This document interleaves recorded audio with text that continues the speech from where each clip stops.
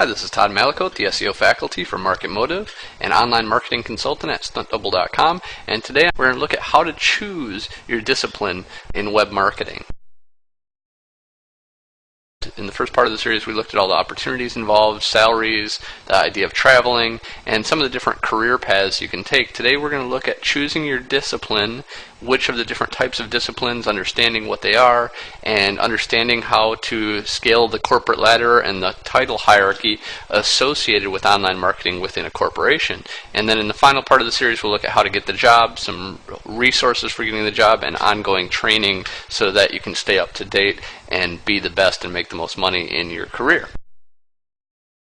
So the different career paths we talked about a little bit in the first part. You have the opportunity to go to an agency, an advertising agency, work for an in-house corporation. You can be a consultant for these corporations, or you can do affiliate marketing and build your own websites. So all these are opportunities, and we'll look at these in a little bit more depth. Well, if you're a genetics major, you might make a great web analyst. There's lots of people from different degree types that study in different fields and then merge into online marketing because the money's good, there's lots of demand, and there's all kinds of opportunity associated with online marketing careers. So if you've done sales before, you might be good at conversion optimization and writing for the web and writing persuasive copy. If you really like social media and spend a lot of time on Facebook and Twitter and read a lot of news online and maybe blog, you'd probably be a good social media or community manager. If you're into accounting and bookkeeping and you're good with numbers, you might be good at pay-per-click. And if you're a good project manager, you might make a great search engine optimization professional. So these are just some shortcuts to consider in terms of which discipline you'd like to choose for your online marketing career. So as you go through, you're going to want to learn different types of disciplines. You might start with SEO and then learn some social media, then some conversion or analytics. But with all of these disciplines, the idea here is that you're going to need qualified traffic to your website, you're going to need to persuade them, and then you're going to need to measure it so that you can make it better. You're going to persuade them into whatever action, buying something, giving an email address, etc., and then you have to measure that with things like conversion optimization to make sure that you're doing a good job and that you're constantly improving. There's a great infographic called The Noob's Guide to Online Marketing at SEO Moz, and it's really a fantastic primer on all the different things you can do in online marketing. And you can see with social media, you connect your blog to Facebook or you build a following on Twitter, all these different tasks. And this is what you're going to be doing in your online marketing career. So you need to know all the different types of things you can do. So when you go into the interview, you can talk knowledgeably about how you might accomplish these goals. So we need to know the difference between the different types of disciplines, web designers versus web developers. There's another joking cartoon here on landingpages.co.il, URL down below, that tells the difference between a web designer and a developer. A lot of times design types are very artistic and developers are more engineering minded.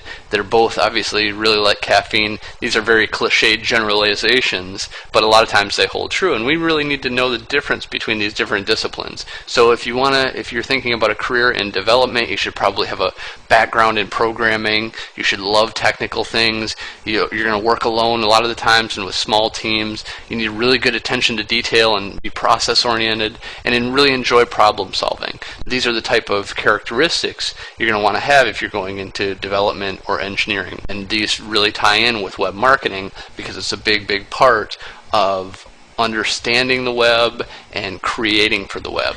And if you want to be a designer, obviously artistic helps, being creative, a love of Photoshop and design. If you're great at layout and have just an eye for design, so this is a great discipline to choose for you. If you're good with numbers and you enjoy writing copy and you really like the idea of this is how much money I spent and this is how much money I made, pay-per-click or display media is really going to be a great idea and a great opportunity for you. If you have a quantitative background, you really love numbers, Excel, again, if you're good at bookkeeping and find statistical errors in the newspaper, you're probably going to want to lean towards learning web analytics and learning more about this discipline.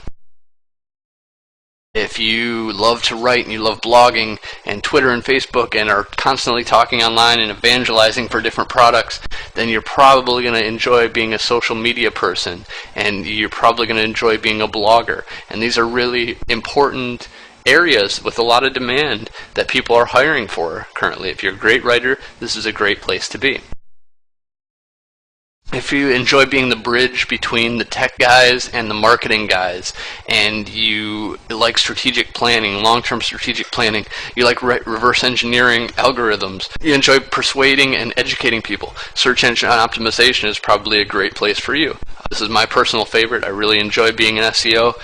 They sometimes get a bad name for a variety of reasons and for kind of spamming the search engines, but as a whole it can be a very exciting career, and it's just like any other tool. You can use it in the way that you see fit, and really a great place to be. I've learned some really fun, exciting stuff and been able to market websites of my own effectively because of an understanding of search engine optimization. So another one is conversion optimization or usability testing. This is the idea of seeing where you put different elements on a website and what works most effectively. The one on the right here is the common placement of normal e-commerce elements like the search box or the home or the account, all these types of things. Most people associate Amazon as e-commerce, so most e-commerce sites really should have a layout very similar to Amazon. It's kind of been the zen of e-commerce and usually performs the best. And yet we still have to test these things and find out, and we have to improve our website. So we do that with A/B testing and with complex problem solving and understanding the psychology of user behavior. The form on the right here is an eye tracking chart, and this is how someone's eye scanned a web page in the direction it looked and where it started and where it finished. And so we take these and we understand these and this type of data to do better usability and create sites that are more usable for our users. This is an idea of an A/B test. If you go to Which Test 1, you can practice your usability and design and conversion optimization skills, and you can choose which one actually had a better conversion rate, which one got more people to add this to the cart based on the layout and the colors alone. And it's surprising sometimes to see exactly which test won. So go give it a try, and if you're good at it, maybe this is the career for you. Finally, affiliate marketing. If you like working from home, this is the idea people generally think of, making millions from home. It's not going to happen, unfortunately. But if you get good at building websites and marketing and are really effective, you can be kind of the hired guns of marketing. You can go out and you can sell for Amazon tomorrow. You can create a site and make 5 or 10% of whatever you sell for Amazon.com or a variety of other sites if you sell it and market it effectively on your site. So if you like the idea of working on performance and working from home and being your own startup, affiliate marketing is really a great place to go. A lot of people in online marketing do affiliate marketing kind of as their night job. You can do this with sites like Commission Junction, ShareSale, LinkShare, etc., etc. You can even put Google AdSense on your site, and for every time somebody clicks on that ad, you'll make a little bit of money. Are you going to make $1 million overnight? Absolutely not. But you can make a little bit of money, and if you do it the right way and you do it over time and you do it effectively and you know what you're doing and you learn about it, you really will be able to make some money and you really will be able to work for yourself. It can really be effective. It's a great way to go. Passive income is kind of the zen of online marketing, and you accomplish that with affiliate marketing. So understanding some of the titles associated with online marketing. Here's a long laundry list of some of the titles: online marketing director, marketing consulting. You can see that specialist, director, manager, senior manager, and you can kind of combine all of these to come up with different titles in the online marketing space. And with an understanding of this, you can navigate the corporate ladder. And here's what the corporate ladder looks like. Well, maybe not just like this, but I do love Gaping Void and I love plugging his cartoons, and this is one of my favorites. This is really what the corporate ladder looks like. Is you start with the interns, and then you have managers, who the managers generally only manage the interns. In the Bay Area and in New York, there's something called title creep, and everybody wants to have a flashy, important title. So even if you're just starting out, you're already a manager. The only person you really manage is the interns, but then the senior manager manages the managers, and then the director manages the senior managers. And senior manager might sound higher than director, but director is actually higher than senior manager, then senior director, then vice president, then executive vice president. So if you go in at a higher level, you're obviously going to be in a better position as you move forward in your career. So it's really important to understand the titles associated with the corporate ladder of online marketing. So how do you get the job? This is what we're going to look at in our final part, how employers find you, how they do searches.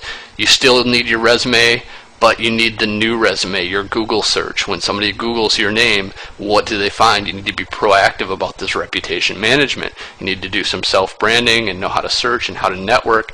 And it's not the way that it once was. You don't just put your resume out on Monster. This should be 10% of your time. You should be focusing on social media and proactive self-branding and reputation management. And we'll look at how to do that in the final video. According to a study done by Microsoft, 80% of employers conduct online search of applicants. My guess is that the other 20% are lying. They are going out and they're Googling your name as well. They're Googling your name plus your location to find out anything they can on you, because it's so difficult to fire someone these days. If someone hires you, they only have 30 days to determine if you're a good employee. So they really want to make sure if they hire you full-time that you are going to turn out to be a good qualified employee with no problems. So 70% of those 80% have said they'll turn down an applicant based on what they found online. So this really is a big deal. What's really ironic about this is only 7% of job applicants were concerned about their online reputation. They're the ones getting the job. The 7% that are concerned are the ones getting those jobs, because when somebody goes out to do a Google search on you, that's the point where they're really interested, and you have to make sure that you have positive information out there about you, and you can proactively do self-branding through a variety of very simple tools that we'll look at in the next video. Quick facts and figures: 22% use social networks. Again, I bet this number is probably higher. 85% use Google and search on Google for your name to find more information about you. 34% found cause to dismiss a candidate after looking at their MySpace page where they were all drunk, after looking at some bad information that may have been posted by someone else. So be really proactive. The final stat here is that 24% found information that helped them to decide. So if you have interviews out there, if you have a friend that you've talked to on their blog, if you've networked online, if you tweet a little bit or have a LinkedIn account, these are the things that are going to help you to get the job. So you really need to understand how to do that better in order to get these jobs now that you understand the different types of online marketing careers. I thank you for joining me and hope you learned more about choosing your online marketing career. Thank you very much.